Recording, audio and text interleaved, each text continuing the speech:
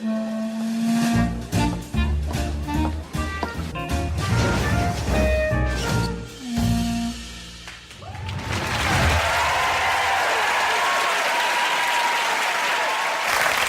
I'm Alan Davies. Welcome to As Yet Untitled. This is a show where four people join me and we have a conversation. There's no agenda or much preparation goes on.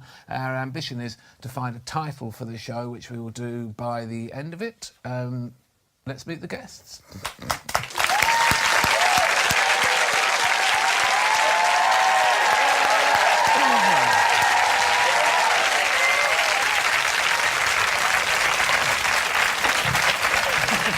Welcome to all of you. I have Lucy Beaumont here. Lucy Beaumont was carried over a 20-foot fence by a Lithuanian car park attendant. Lucy Beaumont is here. Jonathan Ross. Jonathan Ross once properly punched a goat. We'll hear about that.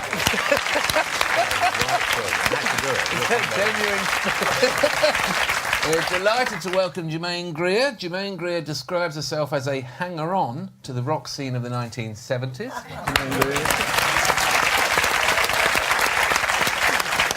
And Tom Wrigglesworth. Tom Wrigglesworth has a propensity to overreact to domestic appliances.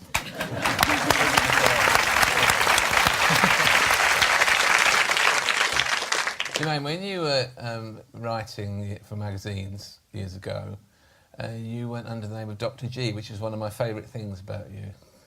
Did anyone know it was Germaine Greer when you were Dr. G?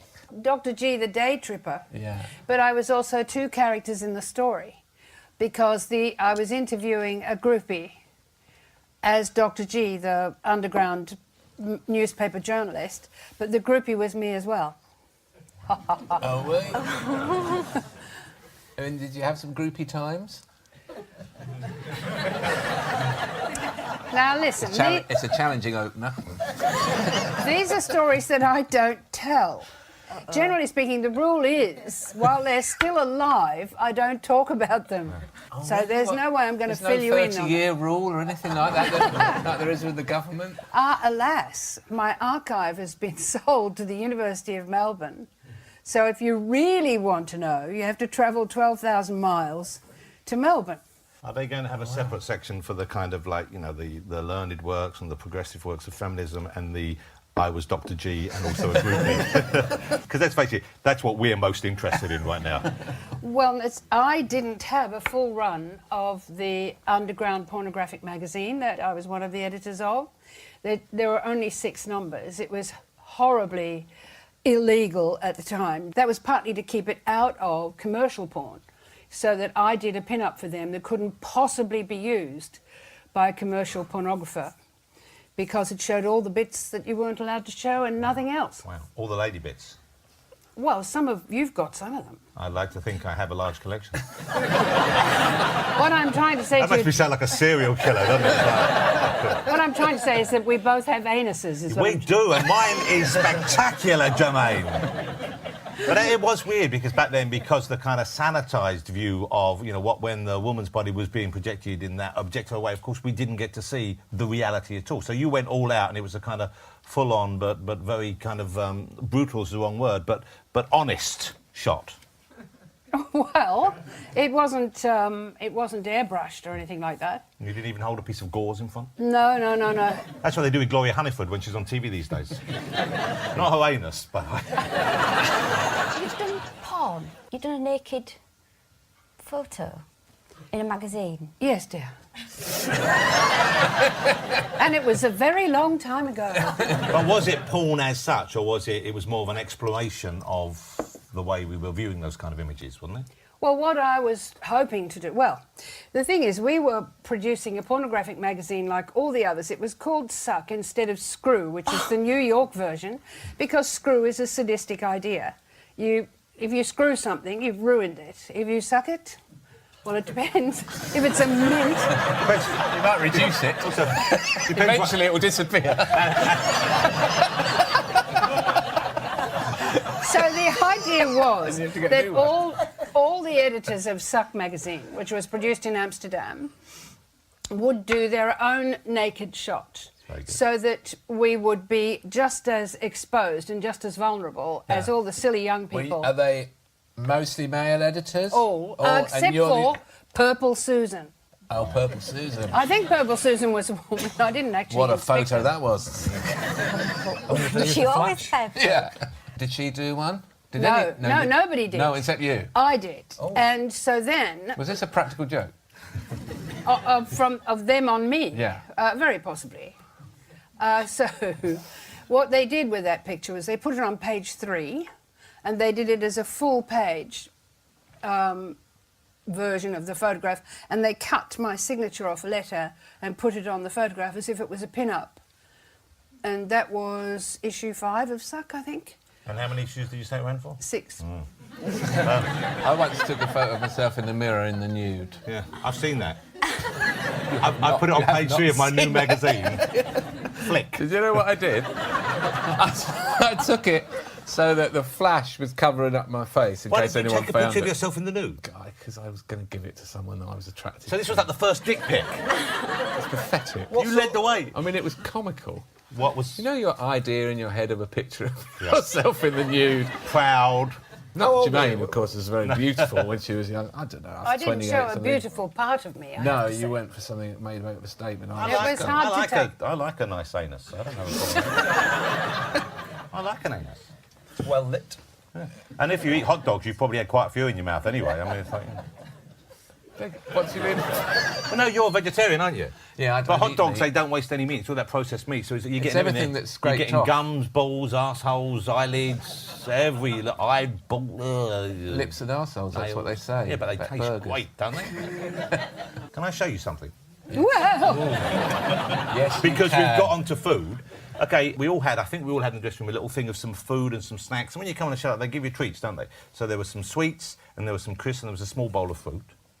And I thought that's very nice. And we take it for granted. And we shouldn't take it for granted. So I thought, well, I'm going to eat all of this, so I show I don't take it for granted. So I had a bit of the grapes, and there were some raspberries and some blueberries, and then I came to the banana, and I've saved the banana, because I'd like you to have a look at the banana, Alan. So I don't know if you know what's being offered to us in your name. Because this show is a representation of you.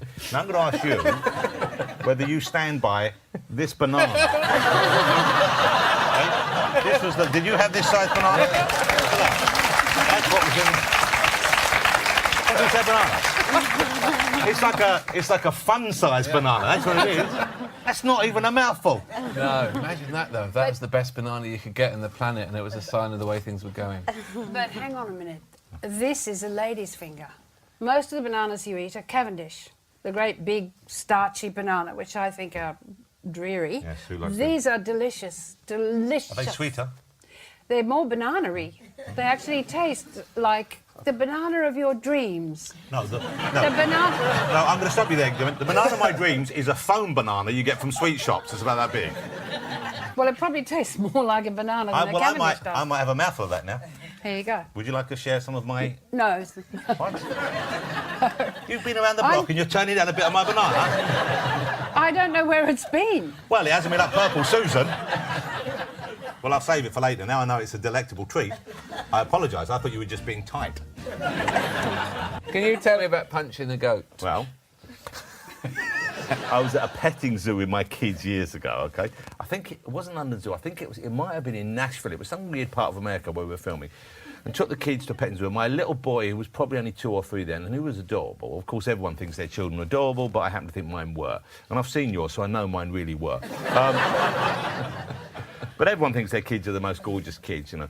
And but I loved all my children, but my little boy was very sweet at that age. I think we only had the 2 children. We went to this petting zoo and they said, you know, you can go in there and you can see the goats. And I said, are they tame? They said, oh, yeah, the goats are great. They love children.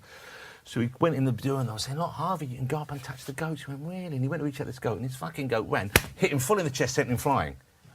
Only on his back, and before I knew what I'd done, I punched that goat and he went right over on his side. The bloke came over and said, get out of the pen, he's attacking the goats. I said, no, the goat's attacking the boy. They weren't interested in Harvey. They thought I was going on some sort of like goat rampage. Did you get it in the jaw? I got him right on the side of the face, he fucking went down, I tell you. If they had dumped him, I'd have got his neck and I'd have snapped him. Did the other goats come over and remonstrate Oh, with no, you? they had respect in their eyes to me then. Briefly, I was the goat daddy. You can watch the rest of this episode on UK TV Play. And now for some extra stories that didn't make the show. Tell me about how you ended up with a drama degree and an MVQ in cleaning. I've had a hard life. Because I went to university. Where did you go to university? Hull University. Lived at home? No, I moved out a mile away. Did you?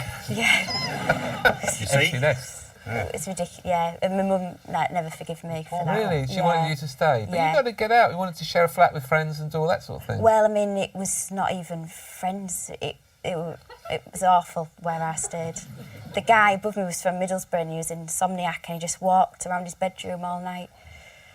Anyway, but no, so I was lucky to get on that degree course, and then it's a reputable university. Yeah, well, they have to take somebody from Hull. So I wasn't prepared. Did you get a grant or something? No, it's just part of the Hull University. Every course has to take someone who hasn't got the grades, but it's from Hull. So. Did you not have the grades then? No, yeah, I'm intelligent, is it? But it was just I did a BTEC in performing arts, and this was very academic, the course. So Did you have to wear a sash that said you were the local sort of? Oh, they knew. Because of the voice, yeah. And I used to say, try to chip in with it. I thought Groucho Marx and Karl Marx were brothers, and stuff like that. But then so that was all fine. And it's hard, when you do drama, because it's hard to be an actor. So I ended up cleaning. Because you're out of work a lot, And so, I ended up cleaning at the same university, in the drama department, actually. And then they moved me to science. And I really enjoyed it there. But I got an MVQ. I did get, I got a skill. But I couldn't do my buffering, so it's not actually a full MVQ. Is that the big floor cleaning Yeah, machine? it's too small for it. You need a school for that. It used to take me with it, Couldn't you just ridden on top of it? Yeah, you could, yeah. That'd be fun. But Once then it's you fired don't up, have is to- it not like a hovercraft? Is it not like it's on air? Yeah, it is. It's phew. Have you to do the... I've seen them in like a action. Segway. Yeah. Sort of lean forward. Yeah, but I could do everything else, the wet cloth, dry cloth, and your chemicals, you learn a lot. But then I was working that shit, because it was really early in the morning I did that, and I walked back home, and a crow landed on my head. Well, that's very much... Landed? Like, used me as a stepping stone. It was sort of a really sort of eureka moment, because it sounds ridiculous, but it's true, and it was traumatic for me. How long was massive. it there? A glancing? It just sort of, I thought it was trying to pick me up, because it was like something like that. Did you feel like you're in one of those fairground machines? Yeah, I did, yeah. Well, I knew it's done it to little dogs. Crows pick little dogs up, but it obviously didn't pick me up, and then it just bounced off. And I just felt worthless. I felt like it did it to embarrass me, sort of thing. And I thought, and But I could have had you. yeah.